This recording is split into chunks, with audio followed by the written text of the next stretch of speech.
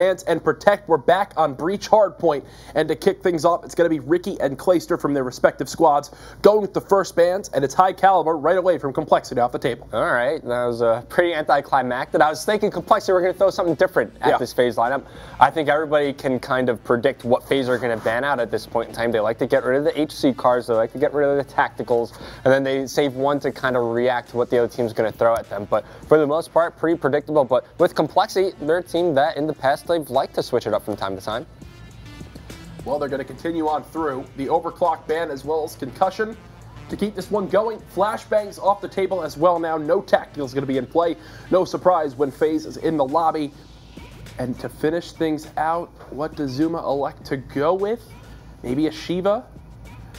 Obviously, Rapid Fire is still one to get rid of as well. They kind of want each other to ban out Rapid Fire so that they could change the game a little bit more by doing something. So Zuma will just bite the bullet and ban out Rapid Fire. I'm not sure if you're too worried about a Shiva on a map like Breach.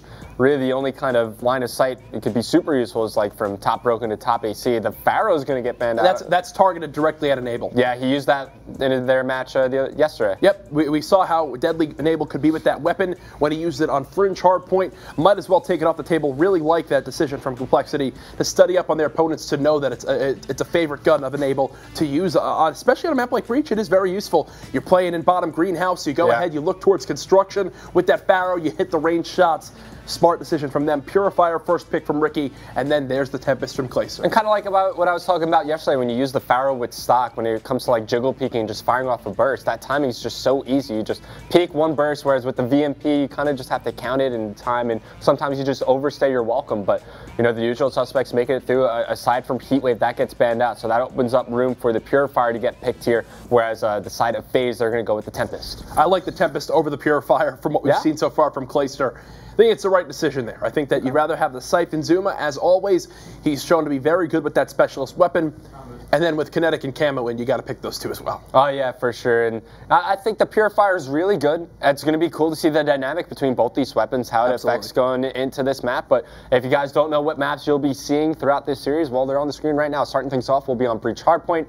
Up next, will be Infection, Search, and Destroy. Map 3 will be Fringe Uplink. And then if we get there, we'll see games 4, maybe 5. Yep, most certainly. Throughout this one, we've seen, what, 2 matches so far on Evac CTF that have been pretty interesting to say the least. Teams get leads and it doesn't wind up going into their favor. It gets a little interesting. Optic Gaming obviously throwing that one away versus Envy. Thankfully, though, for Green Wall fans, they clutched up in that game 5. But in this series, FaZe compLexity. We saw FaZe at times go to game 5 with Cole. They've always been good series. Do you expect that to change at all with Goonjar, or do you think, if anything, Cole are stronger now going up against FaZe? I think they might be a little bit of a stronger team, but like I was saying before going into this, I think they need a little more time to get him acclimated with the team. But this is a really good hardpoint map for FaZe. This is one where they like to have attached just sit in the hardpoint, and everybody else just slay around them. And they're really good at just pushing out all the lanes and pushing out the spawns on this map. I watched so much theater footage for them here, and it's just crazy what they're able to do. So you think this is more of a, yes, you think Goonjar overall will be a overall in the long run, yes. But for now, you need more teamwork, which they had a little bit more time and practice with the Parasite at this time in Stage 1. Definitely benefited them there. We'll have to see who gets a better hand. Revan, I'll ask predictions in this one. I think FaZe takes it, but it's going to be a close game. It'll go 3-1. All right, FaZe 3-1 from Revan. Now it's time to get underway. Map number 1, Breach Hardpoint. All right, thank you, boys. Let's get into this one. Again, they had that rivalry going back and forth throughout Stage 1. Does it? I guess it doesn't really pick up here because Parasite's gone. No, Parasite's gone. It was really Parasite versus Clay, and I mean, obviously Parasite's not on compLexity anymore. compLexity versus FaZe for you, not as big as it was. I don't think it is. I don't think it is. One thing, you know, Jack mentioned he liked the Tempest on Clay. I think I do like the Tempest on Clay, just not on Breach. I think Breach, you got to have a Purifier. I'd prefer the Purifier in basically every single hard point on Breach. Oh, okay. I thought you were saying every hard point general. No, I was like, that's not accurate at all. Thinking of every rotation, like everyone you can lock down. That's why almost the same reason we said the Vesper was viable on that map. There's a lot of close range engagements. The Purifier seems to be a little bit more consistent for me than something like a Tempest in those scenarios. But both can get them done, depending on whose hand it's in. Right. I think we've seen Clay do some really nice things with the Tempest on a map like Fringe, and actually it was the Fringe at the Stage 1 finals. Yeah, he actually had like a pretty nice streak. Yeah, it was 3 or 4 snapped on one backside tracks near barn, and it was disgusting. But this map, you need a purifier. Yeah, no, I tend to agree with you there. I'm going to kick things off with the newcomer, Goonjar, as we load into map 1 now. You think this is a 3-0 for FaZe, or compLexity pushing this the distance with the new roster? Well, I want to see how compLexity looks with this new roster tonight. Sure. I mean, they looked pretty good yesterday. Excited to see how they come out tonight and play against a little bit better competition in FaZe. Well, we're looking at Goon getting up top, trying to put shots down here on the player back. I see teammates cleaning it up. Enable able to pick up a couple as well before he's going to fall. Let's cycle through a little bit here. Ricky's had a pretty good start at 3-1, but FaZe opening up to an early lead. They've got 2 players in the hard point locking it down. That was Clay and Attach, both going to end up dropping. Enables the next man in. Hit markers, no kill, until he's finally able to clean that one up. You see Enable's going to pick up another one coming out of Broken. Right now, it's going to be FaZe dominating the game. Zuma inside of the hard point. He's getting off to a nice start, and we talked about it yesterday, but Zuma, I feel like, needs to kind of figure out his role on this team.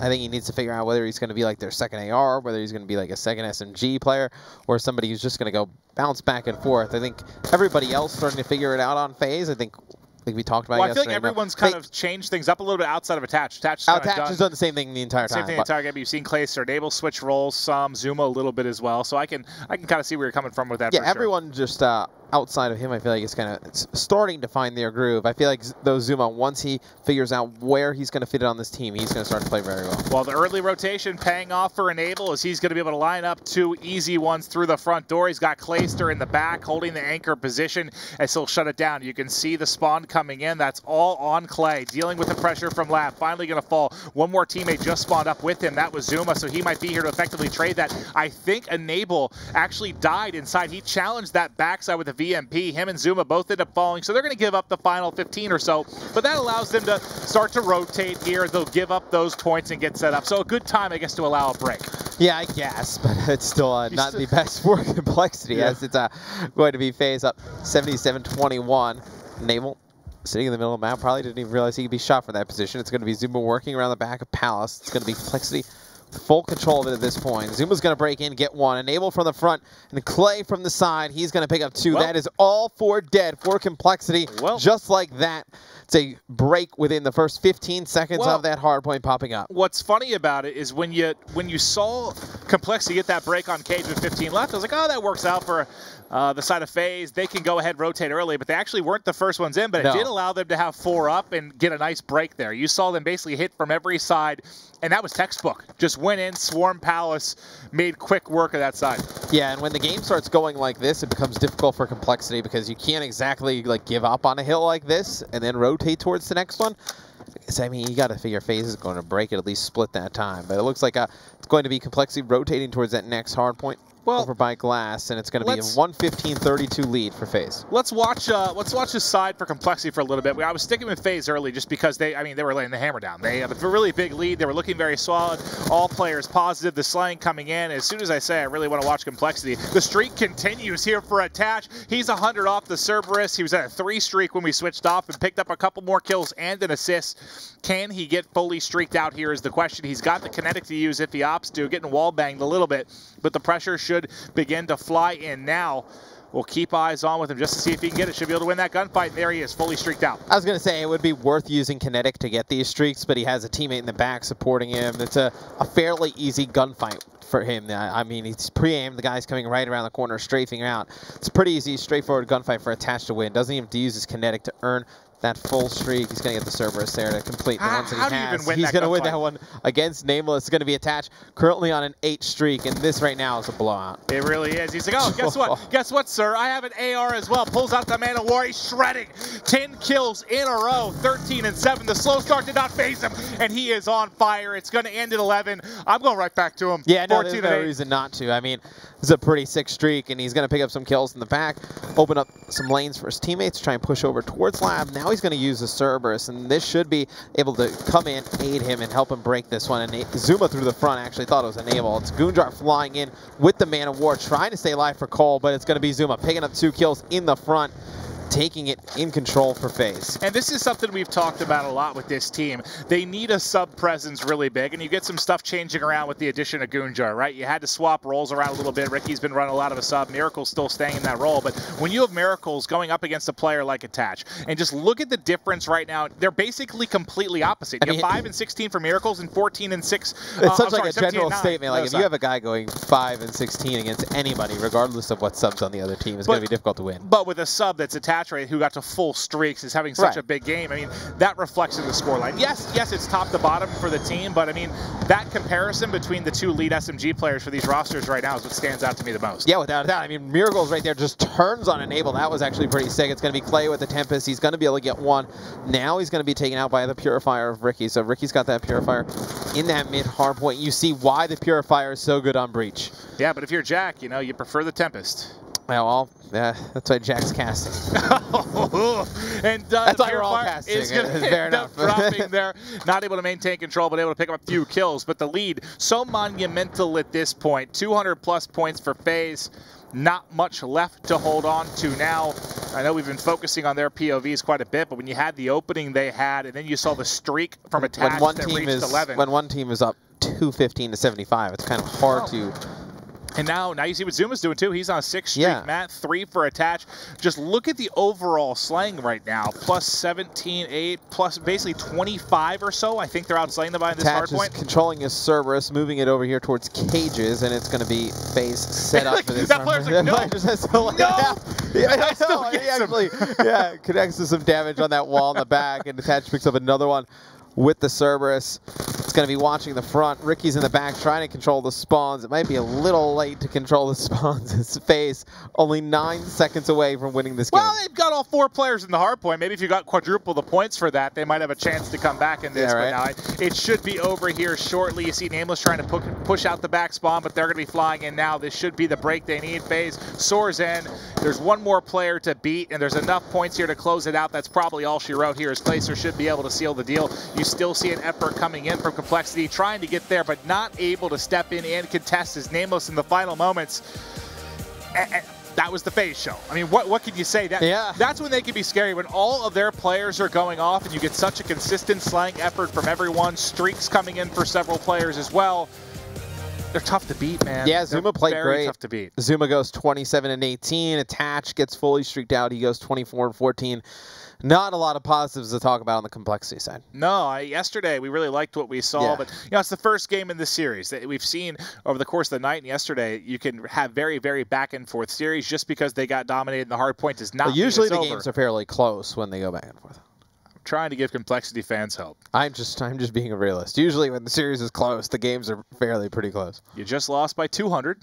You're going to bounce back now. You're going to turn up in S&D, and you're going to bring this one back. compLexity is a very good S&D team, so it's definitely possible. Yeah, FaZe can be solid as well. I'm curious. We haven't seen that FaZe, you know, when they allow Overkill to get through and they pull out those 3 to 4 snipers. I don't actually. Infection is one of the maps I saw it on. Infection and Fringe have been 2 that they've done it on. More on Fringe than Infection. Yeah, curious if maybe they decide to go with it again. But we'll take a look here at the scoreboard, and I mean the numbers don't lie. Look at that. Enable gets 2 minutes and 43 seconds in the hard point, and I mean no one even breaks the 30 mark because it was that was so fast. That's one way to tell somebody got thumped. If a team doesn't break, no player breaks 30 kills in a hard point, it usually ended pretty quickly. Yeah, I mean, you kind of look, Miracles goes 11 to 22, but I mean, nobody else on the team really kind of does anything much either, so you can't really fault one guy. I'm curious what sort of analysis we can get from the guys after that big win from FaZe in Game 1. Let's toss it over. There isn't much to say, Clint. That was as one-sided as it can get. You heard Maven say compLexity fans, their team just lost by 200. It was more like 160, but either way, nothing good to take from that map if you're compLexity. What did they get, a total of 70 points? I think 90. I think 90 was the overall score from compLexity. Yeah, that was rough. They got outslayed. It wasn't even like there was a good start to the game. FaZe just got out hot, and they never looked back. You thought Attach was going to be the one sitting inside the hard point having a field day. Instead, it was Attach running all around, earning himself a Cerberus, Enable. This time it was Enable. 2 minutes and 40 seconds in the hard point. insane stuff. Yeah, that's how FaZe like to play it, exactly what I was saying. They push out each and every lane, and they just let their slaying take over. Like, and when compLexity were able to get close to the hard point, they were met with Attach, who was inside glass, and he went on that spree. You know, he had his kinetic armor, didn't even need to use it, gets fully streaked out, goes on a 10 spree, extends it after that. And then, you know, every time FaZe chain kills together, they push compLexity further and further away from the current hard point. Just nothing went right. Nothing went in compLexity's favor that entire map. And I think it hit the nail on the head right there. They got the kills around the hard point on almost every occasion. That's why Enable had the least amount of engagements and just sat in the hill with 2 minutes and 40 seconds, because the whole time his team was sprinting around him, getting kills before he could even spot the enemy. I do believe we have a clip from the last map to kind of bring up and just show what FaZe were getting done in that game on Breach Hardpoint. Really, everything just fell into play for him here. At this point, they're up by 100 seconds, and this is just Attach just going off. Well, the thing is, you know, Attach does play a lot inside the hard point, so he knows his teammates are great at slaying around him, and whenever he does get interactions, you know that they're going to be high-impact ones and crucial ones to the game. This time, he's just controlling the entire front. I have no idea how he even gets this kill. He definitely should have died, but somehow just takes out Nameless, and then he has a Man of War in his back pocket, peeks out as he hits his first couple shots with the VMP and just obliterates Ricky. Like, is there anything Attach can't do? Insane stuff. I was walking back over to take a seat with you as he finishes out that streak at 20-7, and you were just speechless. You just couldn't believe what you just saw. I wish I could do that. I just said Attach was 27. At that point, he was 14-7. Winds up going 14-8 there. Either way, though, that's basically how the game felt. Nothing going right for compLexity, but they've always struggled on hardpoint. It's never been a secret. Was it that bad for them in the past? I don't know. We'll have to see how they improve. Now going into Search and Destroy, they need to win this because we all know their worst game mode is that uplink game 3. All right, this is going to be a good test for compLexity, right? Just how the team mentality is going to be and how they can rebound from a devastating loss like that. Okay. You know, if Parasite's still on the team, you know they're going to be arguing. You know that that's going to affect their performance in the next map. Now with Goonjar added to the team, we could see how the pickup of Goon affects the entire team mentality and if they can bounce back. So you think it's going to be a little bit less about the gameplay, a little bit more about communications and learning about this new compLexity roster? Yeah, exactly that. And this is going to be good to see from compLexity. You know, they're going to learn a lot about themselves in this next map. Okay, but we'll have to see. I mean, yes, they did argue at times. I don't know if it's safe to assume that they would be at each other's necks right away. Maybe they just recognize that was a rough game, even with Parasite on the team, but we'll see what they wind up doing on Infection S&D. It was mentioned by Mr. X that we've seen before on this map, multiple snipers brought out, obviously on Fringe, Search and Destroy as well. This goes back to that whole thing we asked earlier today. How much of a targeting is there on the snipers? Yesterday in the FaZe match, they let everything through. They let Attach have a field day when obviously he was going up against the Luminosity boys. This time around, we'll see if compLexity let the same thing happen. And it's funny, you know, talking a bit about that hardpoint. There was a game that FaZe played on Breach Hardpoint where, remember, Attach had like 3 minutes and 1 second inside that hardpoint? Or in total time. Like, it's just absolutely crazy the things they do. And, you know, if you want to learn how to play Breach Hardpoint, you're trying to study up on FaZe, like, they're the best team to watch on that map just because they seem to have everything figured out. Oh, they most certainly did right there. And it proved in the scoreboard. FaZe now up 1-0. Infection S&D will be our next map. Obviously, FaZe, they're continuing to cruise. They're looking to keep it going. compLexity on this map, does this strike this team? Does it strike you as more of a team to try to always contest the B Street? Or give it up at times? What would you rather see them do to try to beat FaZe in this one? I want to see them just hold middle map control. Do what kind of H2K do when they approach this map. Just have one guy hold that tight angle on the bomb site, have one guy hang back on Snow Street and control those barrels to see if anybody pushes through on the offensive side. Have one guy helping out over near the middle statue, and one guy just posts up, you know, inside barn. He can push up towards the stone railing. Just control that A bomb site area. I think it gives the defense a good linear setup, and it kind of contains the offense to one side of the map. That most certainly will work. We will wind up, though, waiting for this lobby to get set up to kind of take a look at one thing, which is Search and Destroy 101 to get a little refresher on how this game mode is played. Search and Destroy is an elimination-based game in Call of Duty Black Ops 3. In this round-based mode, the teams are divided into either attacking or defending. The attacking team's objective is to either eliminate all of the opposing players or to detonate one of 2 bomb sites. The defending team's goal is to either eliminate all the opposing players while defusing any armed bombs, or stay alive within the entire 1 minute 30-second time limit. After each round, the teams switch roles and their objective changes. Players only get 1 life per round in this best of 11 game mode with no respawns. First team to successfully complete their task wins the round and scores a point. Score streaks carry over and build between rounds. The first to 6 round wins takes the game. This strategic multiplayer mode forces you to make each kill count and to choose all of your movements wisely.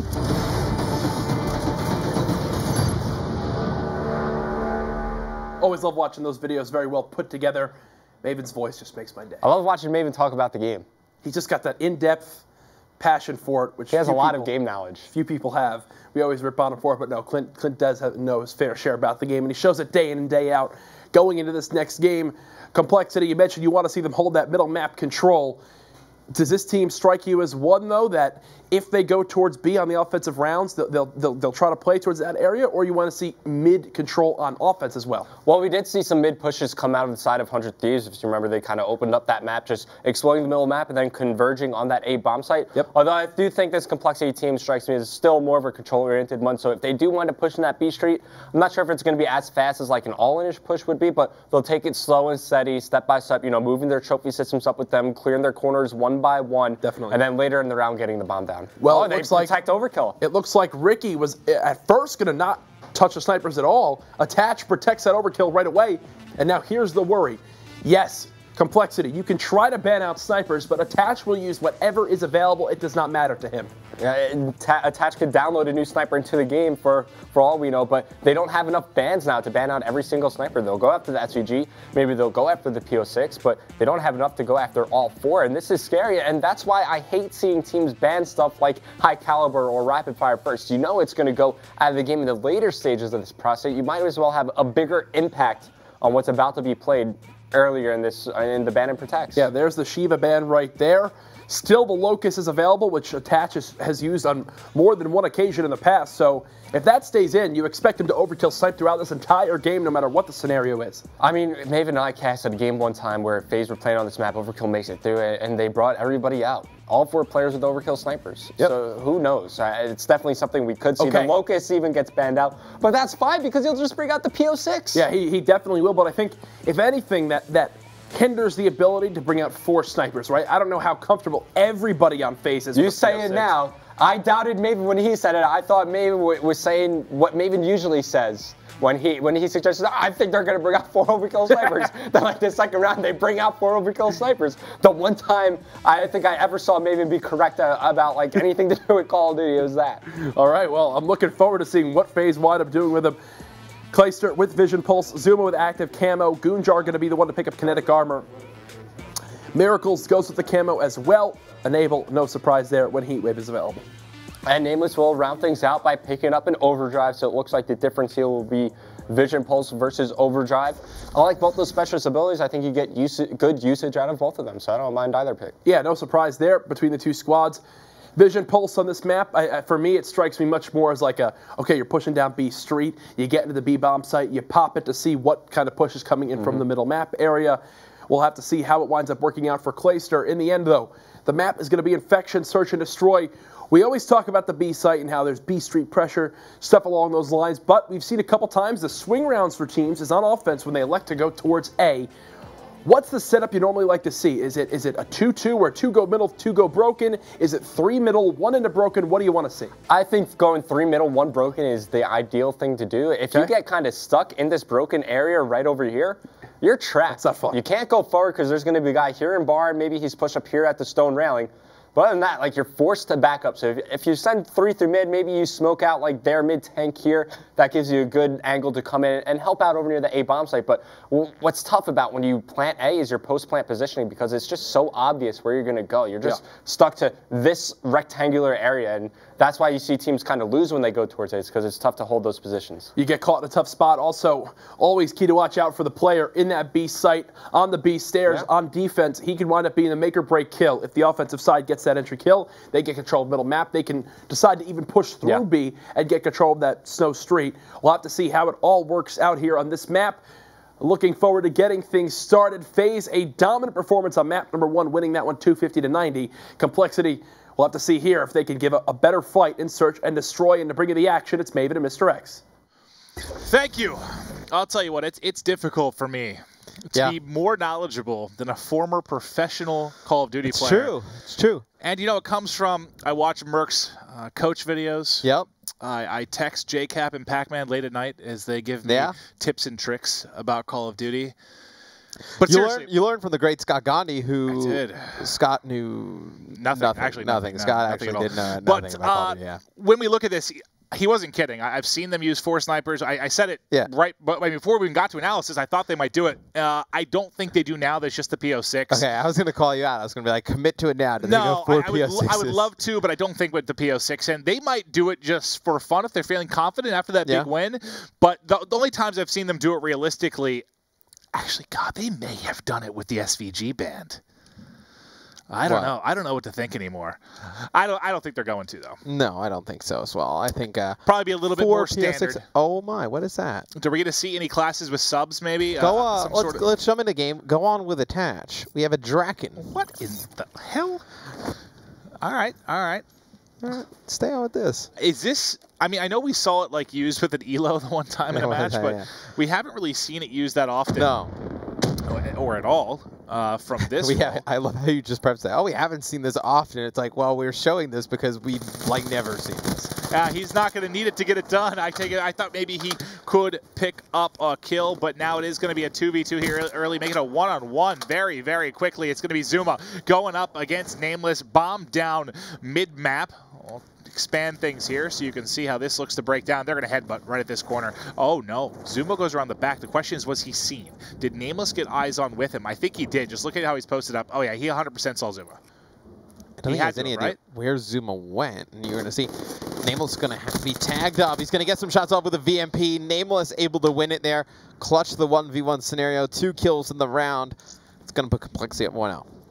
Interesting stuff there for sure. I wasn't sure if he saw him cross, but the way he was looking there at that outside wall, he had to have seen him. You don't pre-aim that. That outside the building? No, I don't think I've ever seen that before. So he definitely spots him on the cross. Wasn't sure maybe if he had rotated back or what the play was going to be, but ultimately he does end up winning this one.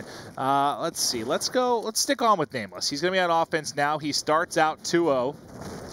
There's one player going to be playing defense, it looks like, at the back rock. Now, does he have a sniper of any kind? No, he's having an M8. That's going to be Clay. Just peeking in the corner, sees a couple players here. He was crouched down. He's likely going to have to back it up, and now the gunfight comes between Goon and Zuma. Goon wins one. Is he going to push this out the back? Looks like he just wants to hold the corner here. Make sure Clay can't get too cheeky. As they're looking to set up. They've got complete control of the street now, but now the timing may work out perfectly. 2 players have their back to Clayster. Now he's going to come. 1 wraps around. They're going to have the man advantage here, 3 versus 2. Yeah, and you miss a Tatch gets 1 with the Draken during this round. He's going to pull it out, and he's going to push forward. No. That was a reckless challenge there from Attach. So that's now one that word 3v2 goes back to a 2v2. Yeah, there's lots of words you can probably use for that. I'm guessing he probably got a call out like, hey, I'm getting pushed, maybe from Clayster on that side. Even if you are getting even if he was getting pushed, just jump out with a VMP. Have you never heard of the Flying Draken? No, I've never heard of the Flying Draken. It's going to be Miracles wide right with those shots, and was able to take him out, hanging out behind the B site. I thought it was Crouching FaZe Tiger size it up. Flying Dragon for a second, but it's not. It's Crouching Tiger Hidden Dragon. Yeah, no. So the whole Flying Dragon thing that I knew where you were going with that. I thought I had some cool reference here. No. Unless it's from like a Karate Kid movie. It's yes, it is. It's some sort of move. That's what I'm going to say. I don't even know where you're going. There's nowhere to go but up. Yeah, because I mean you've just gone down a deep dark hole. I don't know where you're going to end up. We're going to go on with Clay, kick things off this offensive round for FaZe. Actually, I'm going to jump on with Attach on my screen, and as soon as I did, I saw him pick up somebody with a Draken. So is he okay? Should I stay on with him constantly? Yeah, just stay on with him constantly. But now I need to go to Goon because Goon's in a gunfight. He might get pushed here. Do I need to stay with Attach? I'll keep him highlighted at all times for you. He's going to be watching the flank here, so if he does get pushed from the back, still got him highlighted. There may actually be an engagement here. He doesn't have the Draken out, though, unfortunately. Not going to matter. Going to pick up the kill with the VMP. 2 streak now, 3-2 for Attach. They have a 4-2 man advantage right now. Goonjar and Ricky have a lot of work to do. Somebody Goon trying to get some vision on that B steps by jumping up and down in that mid area. And he's not able to do it. He's going to see one on the haystacks. He's able to take him out. Zuma's going to take out Goon, though. Coming over helping out Clay, and it's going to be Ricky. Last one alive here. Oh, He's going to be able to get one as one directly to his right. Up in the top of Broken. Another Dragon kill there from Attach. So that's 3 Dragon kills I've missed? Yep. It's going to be 2-1 in favor of FaZe. Let's see this one. Oh, see, we get to see it here.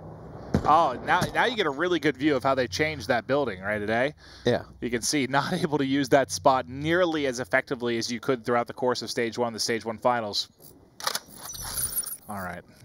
I feel like ever since you missed that last round 11 at Stage 1 finals, you're driving to the Codcast. It's been a little off. They're going to have to do like an E60 on that about like how you completely fell off after that. Okay. Just jump up over the wall, why not? Try to spray there. Go for it. All right. I'm keeping Attach highlighted, I swear. See if he can get the angle here. Looking up at the Dragon, trying to snap on the one. Dragon shoots so fast. It really, really does. I would love to know why players grab PO6 as well. Yeah, you did, and I would love to know why players gravitated towards the Locust as the second sniper rifle outside of the Dragon. It's just a better Zuma with a PO6. Because you have to have the headshot with the Dragon. Otherwise, yeah, a 2-shot kill. It shoots so fast.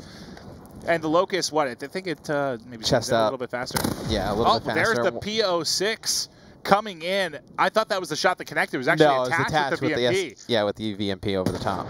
So there was a PO6 and a Draken looking at this player today. This player was dead. Oh yeah.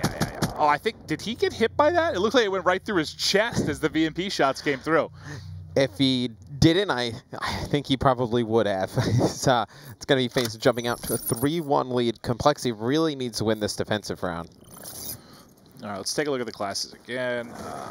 Let's check Enable as well on offense here. We'll go to Zuma. So Zuma's got the PO6 and not able to connect, just barely going to miss that. You did have the Attach, or the Draken for Attach as well. So they are running a couple snipers here, and you can see why it can be a pain to deal with. You just don't know where to push, what to hold, because there's always that fear of a threat on the cross with the sniper. Whereas maybe you could, I don't know, fly across with some other gun holding the angle. Gets a little bit more terrifying. Clayster getting pushed back here with the nades, but they still have the first blood. They have the 4-3 advantage. They have a 3-1 lead here. And the nade actually blows up Clay's HCXD, which almost actually ended up killing him. It wasn't the nade that did the damage, it was the HC that he pulled out. And it's going to be FaZe trying to get that bomb into the B side. It's going to be Goon coming around. He's going to pick off Zuma up on top of that top platform over by that big rock. And Goon's going to cook a nade, try and throw it over the top. See if anyone's playing in the back. Going to get blown up by the trophies of FaZe. And Naval sitting on bomb with the AR. It's a very nice spot. Wow. He gets obliterated by Goonjar as I'm going back to okay. Goon. What kind of bullets are in his M8? He is obliterating. Okay, I take it back. Take it back. It's like, Goonjar is on fire! No. Not able to get it. Clayster there closes out 4-1 advantage. Well, he shredded Zuma up top, and then, at least from the point of view we saw of Enable off bomb there, unless he was tagged up and two players shot at the same time. He had been tagged by another player. There's no way. That looked like a one burst coming from Statue there. Insane stuff from Goon, but not enough. 4-1 advantage here for FaZe. They're getting closer and closer to taking a 2-0 advantage in this one. Clayster's having one hell of a game. He has a dart. He has going with Nameless real quick. Nameless using his overdrive. Yeah, I want to go back, though, just because Clayster's on a big streak here because he's very close to his lightning. All right, well, then we can go back on Clay. Nameless overdrives over towards B, gets into the side. Clay sitting inside of Church, going to throw his I was so worried that would just clip the wall. Oh, well, that's a good bit of scouting. No! Dodges it, but no one's in from behind. Sees several players coming in. Now he's in a good position to actually react. Now he's going to vision pulse. Clay using a ton of that works out beautifully, though. He knows right where he's coming from. He gets his lightning as well. You can't hate it, right? No, it's going to be a 3v3. He's going to use it this round also.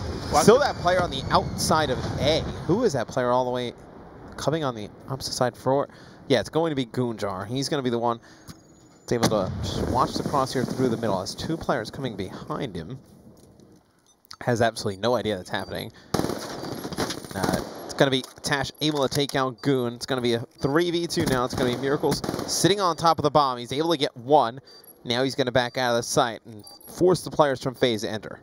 Well, Clayster trying to wrap around the back here. You have one going top. Ricky should have the angle here unless he's going to get challenged. Nice gunfight win there. It's going to be enabled by himself. 1 versus 2. 20 seconds on the clock. Is he going to be able to get the defuse? This is going to be so difficult. He has to soar out. There's a player at the top rock. No way. No way. Does he do? And the Heatwave comes in, and he gets it. Enable. He makes so many sick plays with the Heatwave. How do you win in that scenario? In just enough time for the defuse. God, does that bring you back to Hunted at Stage 1 Finals? Remember against compLexity where I had that dirty 2-piece? This is even more difficult. The fact he's able to snap on him at top rock. Yeah. Look how tough this position is. My God. Well, I don't even understand. Now like, you what understand are they why doing? some players like to take away your camos, your kinetic, or your heat waves, because they can be such difference makers. I mean, can they? Heatwave, I feel like we've seen make more big plays in Search and Destroy than any other ability by a landslide. Great game knowledge. Great display of your You're welcome. in-depth game knowledge there, Clint. You're welcome. You see Heatwave, as you said, made a big play. That was a large play. That was a very large play. So you see it's going to be quickly turned into a 3v3 scenario. Attach able to pick up 1, Ricky with 1 on the side of compLexity. Now we see Zuma. I guess you didn't see him laying prone there. Well, it's got to be a little bit different peeking that corner now, right? Just because of the environment change they have here. Yeah, without a doubt. It's going to be, you're going to have to look in different areas. Players are going to have to play different areas over on the A site. It may actually make the A site more viable to push over towards this map. You know, in the CWL thus far, it's been so B dominated. It's going to be Ricky getting behind enemy lines, Goon picking up another. It's going to be Nameless finishing off Zuma, so compLexity staying alive, picking up their second round. That's going to get compLexity back into it a bit, but they've got to rip off 4 straight here to try and take game 2. I mean, so far at least, game 2 looking similar to game 1. I know, very different modes obviously, but FaZe blew them out in game 1. They're looking to blow them out here in game 2. Couldn't close it out there in round 7. They'll have another chance here. Clay has used everything. You've got nothing on the side of FaZe. When we take a look at the other side, Ricky's got his Heatwave, Goon, and Miracles very close to picking up some abilities as well. So if you look at just the abilities here, if they're used properly by compLexity, they could push this one a little bit more. Take a couple more rounds here, I would think. Yeah, they definitely can, and you still have, well, you see Ricky obviously with his Heatwave. They could potentially use that to their advantage, getting towards that B side. It's going to be Enable up on top rock. He's going to back out. Now, FaZe going to play a little bit more passive here on defense, and I like the decision from them. Don't need to get too aggressive. You're going to force compLexity to make their move here. So it looks like they're going to start rotating this bomb over towards the A site. Well, it's going to be on attach. He'll be the first one that can rotate, but he's going to get picked off, and that means you definitely have a wide open A site now. They picked up a second kill. I believe that was Nameless. Yeah, he was outside watching players pushing out those external rocks. You have a player on steps as well. Should catch Zuma. Yep, got to be able to pick him off as he tries to rotate out from B. And now it's Enable, who, well, we saw him in this position about 45 minutes ago. He is still lying prone, able to get 1. Can he pull up the clutch? You just saw him a couple rounds ago get that insane 1v2 with the Heatwave. Going to be a little bit trickier here with 30 seconds to defuse and 3 players to deal with. But look at, this is what you can't feed. Ricky, look how much closer, he's still got a ways to go. He's still, still a ways to go. So 20 seconds left. Enable just looking for players. I imagine if he doesn't find anyone soon, he's going to, here he goes. Going to go jump off the map. Doesn't want to give the other team the points for the bomb blowing up. So the round going to go for compLexity. And what did compLexity use here? So I'll have to check. I don't know if they use Ricky's Heatwave or not. Don't believe so. I don't think so either. So they may have, what was it? They were close to kinetic, I think camo as well. So that trifecta there, they may have all of those abilities available here. I'll check off the rip really quick. You've got, nope, kinetic is almost there. Camo is live, Heatwave. And look how close you are to overdrive. compLexity could win this. They really could win this, because Attach is the only one even close to getting a kinetic here. Other than that, things looking very... Oh, I got to stay with Attach, because they're about to run right in this line of sight. So how does he get that kill? They're able to connect with 2 shots as he slides across. The opening kill going in. You do have an RC out trying to fly through. Tags up a couple players, but not able to get it. kind of slipping through the cracks here is going to be Miracles. So Miracles has a huge flank, and you're going to have a pinch from Goonjar. Take your time, line up 1, line up 2. There was another on the other side. Goon's going to collapse as well, though. You know the player's weak, not able to pick it up, and now it's Ricky by himself. The heat wave came out, one-on-one, attaches there. Did his kinetic come in? His kinetic was up just in time, I believe. He popped it, I think, for this 1v1, and he will shut it down. Yeah, Tatch uses his kinetic armor just before he gets into the hard point, before he gets into the bomb site. He's able to take Ricky out. Fairly easy gunfight to win with kinetic close range. Yeah. Tatch closes it out in a 1v1 scenario, one of the best in the game at it. Yeah, if they win that round, if Attach maybe doesn't get the kinetic in time, or somehow he gets a headshot and wins that, we're probably going round 11 if you just looked at the abilities on the side of complexity. And I feel like there's such... Yes, they're very powerful, but you have to use them properly. Like, I mean, we've seen all these pros play. There are some that are better than others when it comes to using Heatwave, Kinetic, whatever the ability is. You can see when you get a couple proper uses out of that, you can swing things in your favor very quickly. Yeah, it's just about, like you said, the proper use of the abilities and the weapons. Like, we'll see sometimes, I mean, like, just to use an example, like, you don't want to bring the Tempest into the hard point on like a map like Breach. We saw that earlier in some of the series. Like you want to use your heat wave effectively. Like if you take out that one player, you know the player's right underneath you before that player can trade that out effectively. Like Enable did, you just want to pop that heat wave. Well, think about the difference. I mean, when you're talking respawns, the riskier pick is going to be weapons. Usually abilities, your uses aren't very risky because you get them so much throughout the course of a respawn, but you don't really in S&D. You're talking 1 or 2 times. They become, you have to use them effectively. You need to pick up kills and put them to good use or you're not going to win the game.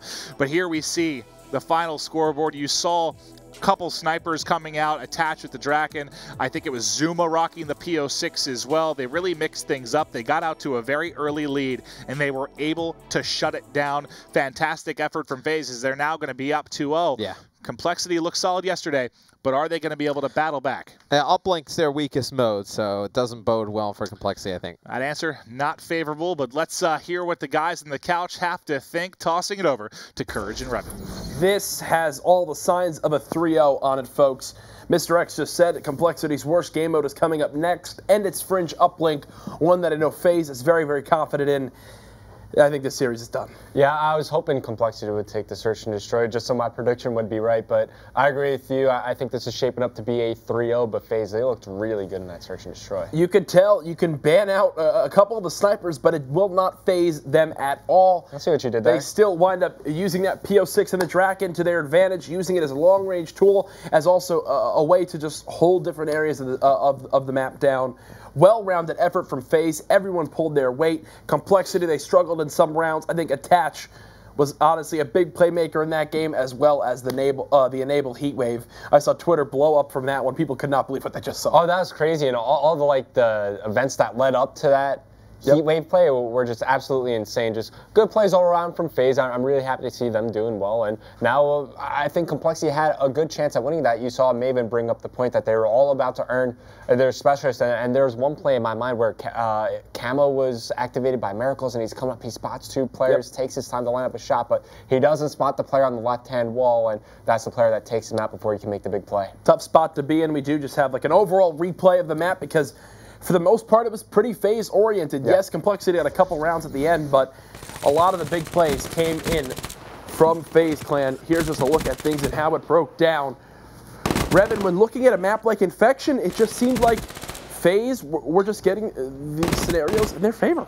And a big part of that was because they had overkill to work with. Here's the clip. Yeah, by the way. Snapshot, and then immediately as he's rotating his aim over, drops the player with the use of Heatwave. Disgusting stuff. And what I want to bring up, leading up into that moment, Clayster used a dart, he used the lightning strike, he used the vision pulse, so they used like 2 special abilities, 2 streaks to win that round to get them to number 5. And the Complexity, they had a chance here, and this is where things went down, is Attach pops his kinetic armor just in time to take down Ricky. Exactly what he needed to do. Closed out that game. FaZe now up 2-0. Complexity, they tried in the first respawn to change things up a little bit. They banned out that Pharaoh. Obviously didn't have too big of an impact on that game at all. They're in the Search and Destroy. They try to ban out a couple weapons. Doesn't impact FaZe at all. It was too late. The damage was done when they banned High Caliber first. Yeah, and now what it really comes into play is, what do you do if you're Complexity now against FaZe? And this one we'll have to see as the ban and protect has started. Miracles and Enable up first. You don't want to see Miracles ban High Caliber first. You want to see him target FaZe in some way. He banned high caliber. I'm not sure why. It's not like FaZe they don't want high caliber in the game either. You know, they don't want that attachment to get through. Same with rapid fire. I think it's fair if you just split 2-2, but they go ahead. Their first 2 bans are high caliber and rapid fire. I talk about this so many times when teams do this. You just put yourself at a huge disadvantage, especially when it's your first 2 picks. Like, you just don't affect the game that much when you do that. What's kind of funny is we've actually seen Goonjar be one of the better XR2 players. If you remember from stage 1, he was a fan of the weapon. What's the downside of possibly trying to ban out an M8 here? Try to just throw off FaZe in any way. I think you just need to slow them down in general, kind of like whatever you tell me, how do you go up against Optic Gaming? I think you protect the concussion, you ban out something like quick draw, things that they're used to playing with, or things that they're used to playing without. Just slow down the pace of the game and try to make them feel uncomfortable. I think FaZe, they feel very comfortable with how that entire process went. Well, we've got it into the specialist draft. It's Ricky and Enable with heat waves yet again. Zuma will elect to go with the Scythe, expecting Clayster to grab that Tempest, and then obviously kinetic armor from Attach. Nameless will probably wind up going with, what do you think, an Annihilator? Possibly. We'll see what it decides to do. I think Camo did get banned out, so that's not on the table. I guess he could go with an Annihilator or a Tempest. That'd be a fine pick. Maybe even a Vision Pulse, but it will be the Tempest he'll round things out with. So it looks like we'll have a mirror matchup here for Game 3. Big fan of that on Fringe Uplink. Love seeing the Tempest get brought into play. It's one that has absolutely grown on me as time has gone on. I'm a big fan of the Tempest on Nuketown. So perfect. When you're just pub stomping, run all around. Kids have no idea how the weapon works for the most part. They're like level 22s, 6 numbers in their name, and they just run right into the chain. You're the guy that beats up on Christmas noobs? Oh, that is the best day of Call of Duty. I wake up nice and early, sign on, hot chocolate, kick the feet up, and just go 112 and 7 every single pub. I've seen you do that as well. I do that in pubs, but that's only because I can't find like an 8s lobby or a pickup scrim anywhere. It's like, okay, I gotta go play a public match. I know you have a hollow heart when it comes to destroying noobs in pubs, but back to this game, Fringe Uplink. We saw earlier on how Optic Gaming, they got control of the red base. They spawned their opponents out inside of tin and just absolutely slaughtered Envy on this map when it got to that point. FaZe definitely looking to do the same thing. On this map, though, on the rails side, when you compare the submachine guns of compLexity that struggled in Game 1, do those up-close battles really begin to worry you if you're compLexity? The only thing that worries me is when you're actually pushing through rails. You see, it's a choke point, and what happens is the defending team, they control the corners over near Globe. They have the crossfire set up from cardboard wall.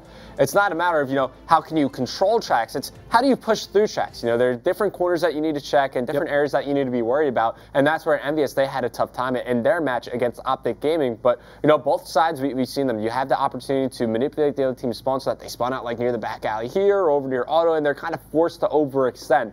That's usually how both these sides play out. And whoever could do it more effectively usually winds up winning the map. Well, Fringe Uplink is going to be map number 3. compLexity's down 2-0. Potentially their first match loss so far of Stage 2, obviously yesterday being the first day.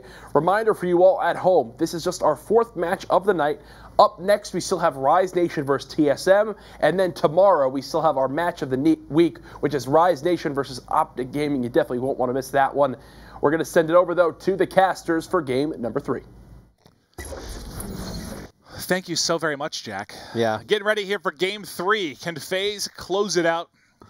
I think we feel confident they can. Just you were talking about. Yeah, I think they do. Uplink not really being the strongest mode for compLexity, but maybe a new. The person I think was most vocal about it on Twitter was Parasite, saying that that their former teams was not very good at it. Maybe Goonjar helps him in this, but I don't really see how. On certain maps, for sure, maybe just because he can play that stable AR, lock down mid map, kind of protect the drone, but. On Fringe? Well, you got to think the other 3, and when I'm saying the other 3, I'm talking about Miracles, Ricky, and Nameless. They had an idea of how they wanted to play. Maybe Parasite thought they should play a different way, and maybe they plugged Goonjar into their system. They think it works. But it's kind of the only reason I can think they would get better if they did. But still, I think we both favor FaZe to take this one. Well, we've been focusing a lot on the gameplay early on, really, of the FaZe side, just because they've been dominating the series. Let's show a little bit from the POV of compLexity early, see what things are looking like, and immediately I have to switch over because it's done for FaZe. I'm trying. I swear, compLexity fans, I'm trying to see their point of view on things. but every time I try, FaZe starts running away with it here, and just like that, Zuma is about to score again. Oh, he does not get it off, so nice defensive stand there from compLexity. Can they actually hold on? Because that was almost a 4-0 deficit in the opening 30 seconds. Which would not have been ideal. You see Attach going to go with the Pharaoh. He's going to be at the end of track, so it seems like Attach and Enable both going with the Pharaoh on this map.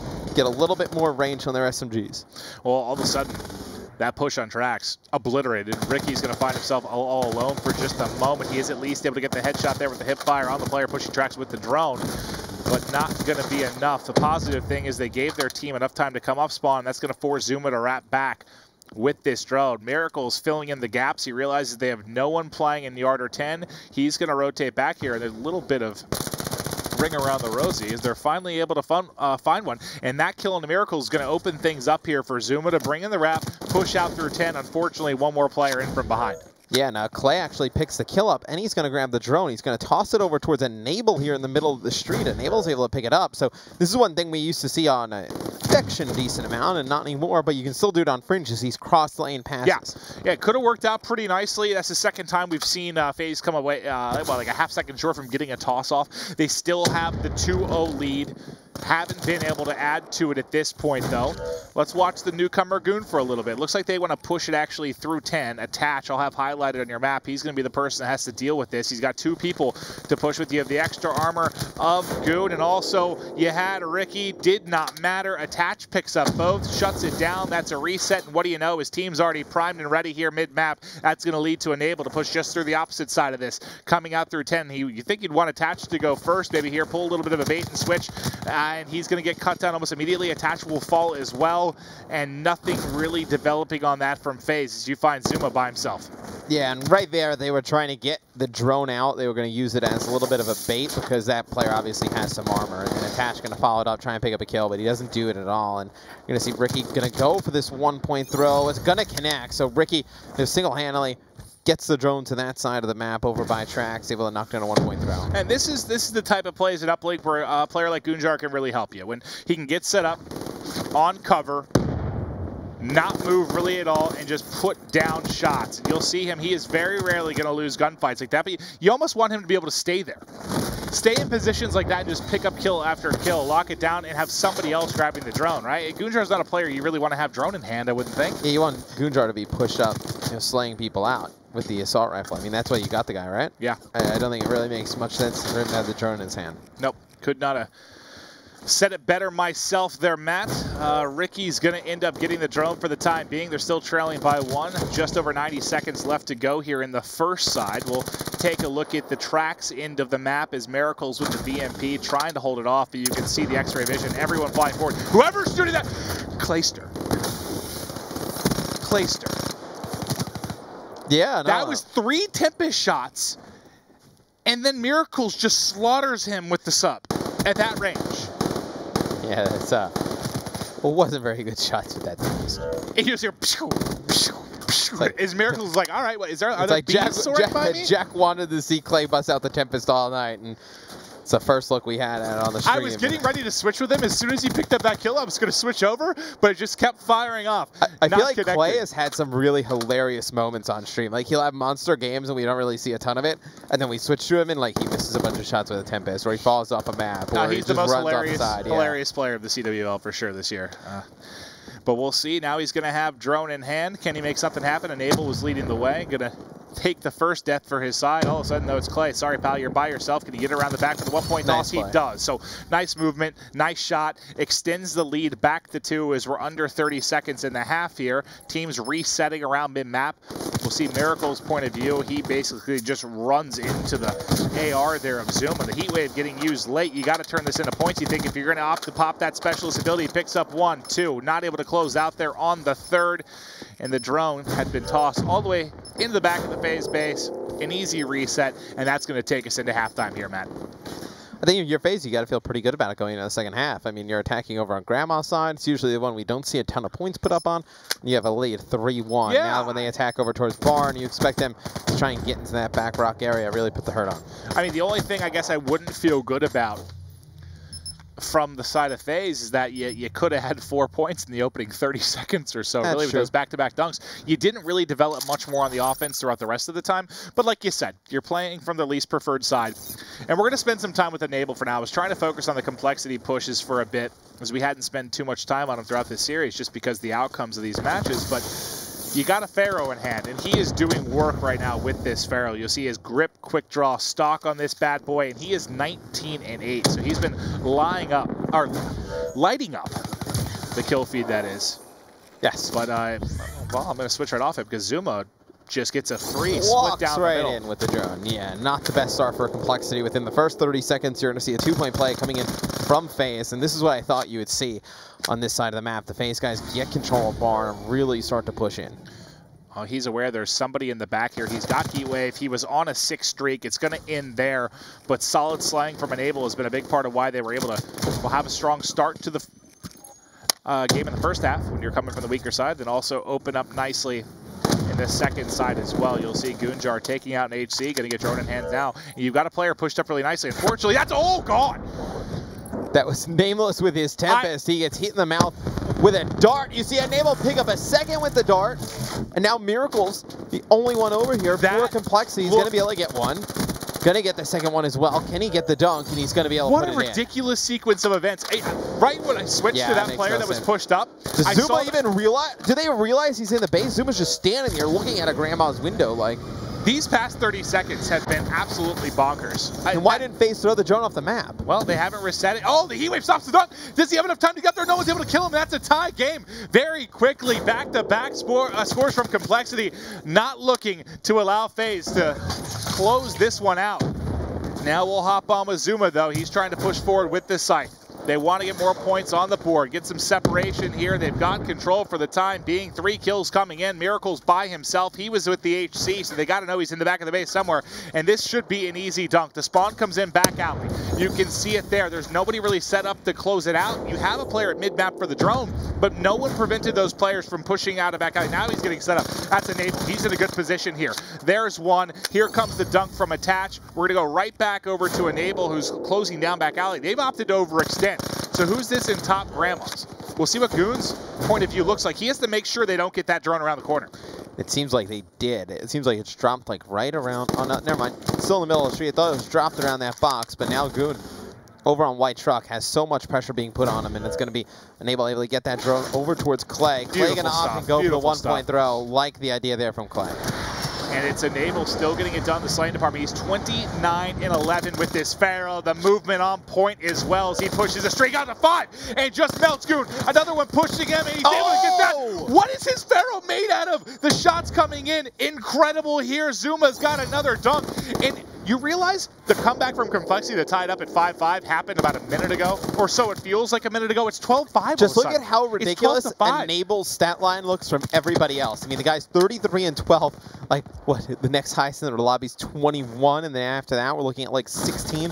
Enable just absolutely dominating this game. Well, if you didn't see a ton of it throughout the course of the map, you got a little bit of a highlight reel from him there with the Pharaoh. You see how accurate he's been with this thing, and he is just putting in work. He's about to double up on his dart, I believe. Now, finally, going to end up dropping. I mean, it's not even fair when you look at this statistically. And usually I feel like in this map and mode, we see Attach have really, really monster games a couple times. We've seen him erupt. Right now, I mean, it's Enable, dude. Oh, without a doubt. I mean, he is absolutely dominating this game.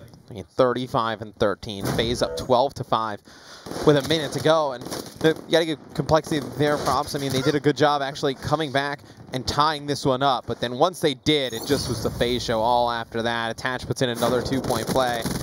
Well, it was what? Back-to-back dunks. It was 4 uncontested from complexity and then 9 in a row. For FaZe, yeah. For FaZe. Unbelievable stuff. And you still this is the position you can't let people get back into because it forces you to rotate all the way back. At the worst case, the team that picks up the drone goes on the offensive, gets a 1-point score. And, you know, complexity is a lot to work on, but they're a new team. They'll go 1-1 this week, and not the worst thing in the world for them.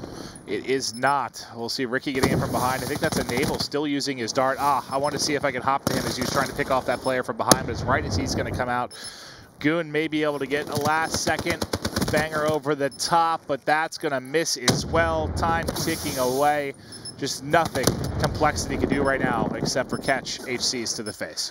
Yeah, and Clay and zoom in the kill feed as well. That dart scared me a little bit earlier because I saw it in the sky as I switched, and I wanted to switch to enable right away, but right as I switched, you saw the missile like about to connect with his face. I almost jumped a little bit. I felt like I was in like a 3D movie or something. It was coming out of the screen. Yeah.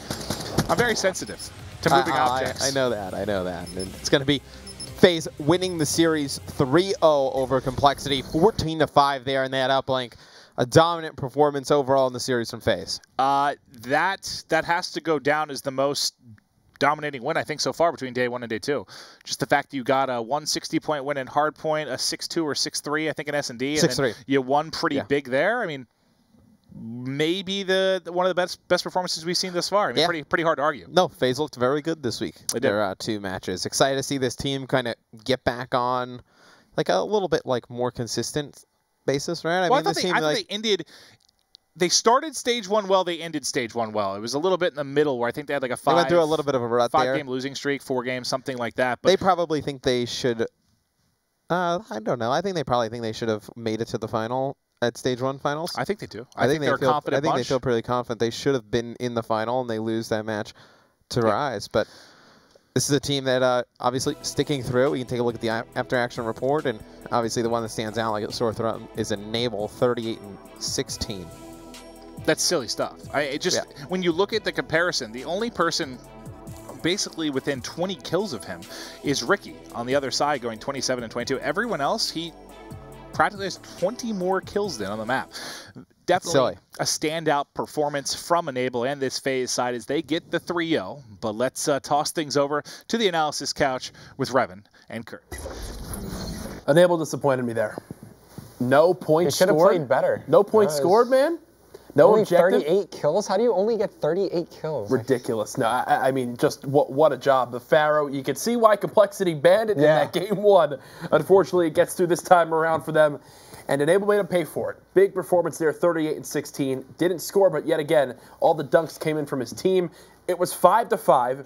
I walked into the other room to speak to somebody. I came back, and it was 14-5. Yeah, it seemed like FaZe, towards the end, they were just kind of toying with their food. I mean, they had a dart in the sky, they were shooting out players, and then all of a sudden 2 dunks come in on the side of compLexity. It looked like they're going to turn things around and maybe steal the map away, but then FaZe were like, okay, you want to start playing, we'll start playing, and then Enable just does Enable things and just bangs on people with that Pharaoh, man. I was saying, compLexity, they're holding their own in uplink, they're looking good, and then the floodgates just blew open. I do believe we have a replay of some of the stuff that went down. Probably of Enable. On that map, yeah, wouldn't surprise me. It was the Enable highlight show right there. And early on, FaZe wind up going up, and you think, okay, they're just going to continue to cruise this one. compLexity do their best to keep this one close. But as time just went on, you just saw the range of the Pharaoh continue to come into play. Yeah, I think now when you go up against FaZe after seeing what Enable can do with that gun in his hands, maybe you start to ban it out a bit more consistently. It's kind of like what Nagafin did with the MR6. You always had to ban it when you're going up against him. Yep. Now it's enabling his Pharaoh. Obviously, Miracles did perform just a little bit better this time around compared to that game 1 where he really did begin to struggle. With this is where the points just rallied on in. Yeah. There was the dunk. Now just, 40 seconds later, it's already 10-5. Some crafty play from Enable to stay alive inside Barnes. Gets a 2-piece there, and he just kept it going with the 3rd kill as well. Absolutely brutal stuff with that Pharaoh on the map. And just look at the rest of his teammates' score, too. Yeah, 20 more kills really than most people in the lobby. But FaZe will take the series 3-0 and will finish the week without dropping a single map. Pretty solid stuff from them, but we are not done with tonight's action. Our final series of the night will be Rise Nation versus Team Solo Mid. You won't want to miss it.